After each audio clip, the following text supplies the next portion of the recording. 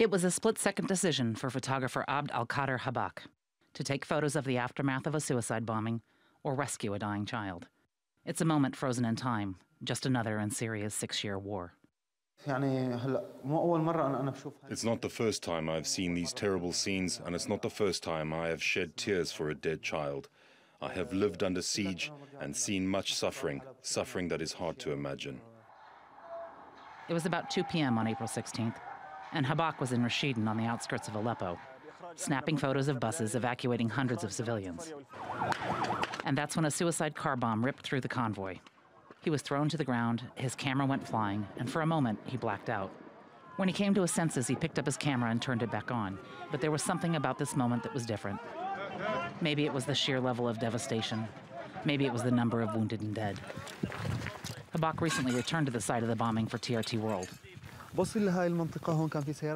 I reached this area here and saw a child with his face covered in blood. I went to pick him up, and I heard someone say, "Leave him, he is dead. Come and help with this injured man." I was about to walk away when I saw his hand move. I ran to him, and he was barely breathing. At that moment, all I could think about were the children who suffocated in Khan Shaikun. It was the same scene, children dying. Habak was also at the hospital the day victims of a Regime chemical attack were brought in. When I got him to the ambulance, he was holding my arm. He wouldn't let go.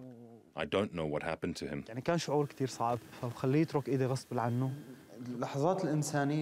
You act unconsciously when you go through the human moment of such an incident. It is a moment that Habak won't forget.